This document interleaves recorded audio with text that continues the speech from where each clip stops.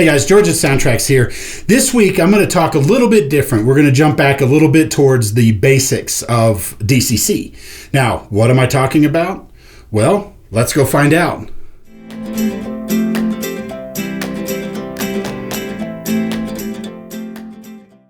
Well, in the week since Tom's departure, I've been taking over a lot of the support calls and questions. And one of the things I've noticed really quickly is a lot of the terms are being conflated together and mixed up as meaning all the same thing. And so if you're doing that, it's very easy to confuse yourself, let alone try to figure out how to answer your questions. One of the questions I've had, and I'm not trying to throw anybody under the bus here, but what CV do I use to turn on the FX6 light? There's a lot of things to take out of that question. And so the question I need to find out is, well, are you trying to adjust the light effect, or are you just trying to turn the light on? And it turned out in this particular case, the customer was just trying to turn the light on, in which case he was confusing the term CV with the term functions. And of course, as I mentioned, FX6, that was my edit a little bit, but he said, what CV do I use to turn on the beacon? Well, I need a lot more information than that. So one of the things I want to talk about is, again, terminology, because the terminology matters. And the reason we're doing this particular video is because I'm trying to help educate you guys so that you're not mixing up the terms and potentially confusing yourself, making it sound a whole lot more difficult. Now, I do realize that we're using a technically based product, and one of the challenges is that you as the user are seeing some of the digital architecture, such as CVs, in your use of the product. Now, for those of you guys who know, this is where I'm going to step in and promote Bluenami, because all the CVs and stuff are hidden behind the graphic user interface in the free Bluenami app that you can download to your smart device and talk directly to the decoder, therefore no longer needing the DCC system. But I digress. Let's get back to the topic on hand. So when we talk about all these different terms, they mean different things, and they're written differently intentionally because they mean different things. So first off, let's talk about CV. This is a really common one because it, of course, allows you to make changes to your decoder. CV stands for configuration variable. So we're going to change this up and we're going to put this into layman's terms. So a CV, or configuration variable, allows you to vary or change the configuration or the setup of the decoder. And so therefore you can tell the decoder how you want it to behave by making changes and adjustments to configuration variables.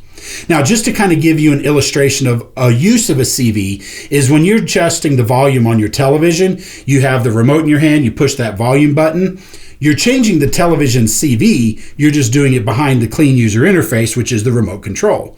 So that kind of gives you an illustration of what a CV can do. Now, the CVs are assigned by number because their purpose to change the behavior of the decoder matters based on which CV number you're talking about. So let's go back to that volume example. So a master volume for our decoders is CV number 128. So when you adjust CV 128 from 0 to a value of 255, then that allows you to make a change from 0 to 100% in very small increments. So the higher the number, the louder the volume. And that's just one example. Now let's go back to the lighting effects. Now CVs 49 through 56 are what allow you to change the behavior of the lights. So this is where you can determine the lighting effect, whether it be a Mars light, a gyro light, a traditional headlight, or like we've done in some of the other videos where we do a light that's on but dim. This is where you would select the light effect and then a few different other modifiers. Now we're going to get into that into a future video here, but I'm just covering the terms right now. So the point of it is that a CV allows you to make a change to the behavior of your decoder. Now the term function, now this determines to the buttons on your control throttle. So I'll reach over here and I'll grab my NCE power cab. Now the function buttons, these are all 0 through 9 here, allow you to determine what function or what effect you want illuminated or activated on your decoder. So function 0 is traditionally the headlight. Function 1 is traditionally the bell. Function 2, being the only one in DCC that's momentary, is what triggers the horn or whistle. Function 3 plays the short horn, and so on. Now, this is what allows you to control and tell your decoder what you want it to do. So your user interface, aka your throttle, takes your intent and your desire through the throttle settings and your function buttons and tells the decoder what you want it to do. So if I want to turn on, let's say I'm running a steam locomotive and I want to fill the tender with water. So in that case, I would turn on function 16 because that's the sound of the water stop. So my intent is to play the sound of the water stop. The action is to tell the decoder to turn on function 16 through this. Now again, shameless plug for the Blue NAMI, all of your functions are labeled, so you don't need to remember function 16 is the water stop. You just push the water stop label on your buttons, and then it turns to a bright blue to show you that it's on.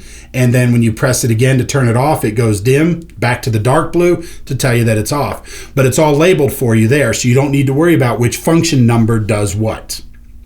Now, the last term I want to talk about is FX. Now, this is our lighting numbers. So our lights are numbered FX1 through FX8. Now, the FX1 and 2 traditionally are your headlight and backup light. And they're still labeled FX1, FX2, but they're aliased as headlight backup light because you can actually repurpose those to something else. So let's say you're running a steam locomotive without a backup light. You can change that light to something else like a firebox light or a class light or cab light or whatever you want it to be. You can repurpose it. But by default, it's your headlight and backup light. Now, FX3, 4, 5, 6, 7, and 8 are the other lights that you can use to illuminate your model like a Christmas tree if you're like me. But this gives you that ability to be able to go in and light up your model and make your adjustments and changes. So you can use those lighting outputs. Now, the FX number it corresponds to the lighting output. And then once you have that number output, so let's say we take the FX3 and wire it to my firebox. Well, then I'm going to use CVs to tell the decoder to make that light behave like a firebox light. So it'll flicker, and then we have a smart firebox flicker, which will flicker and then brighten as the fireman Fred shovels coal, so it simulates the opening of the firebox inside the cab. So there's a lot of those lighting effects that are used by CVs to tell the decoder how to illuminate those FX lighting outputs.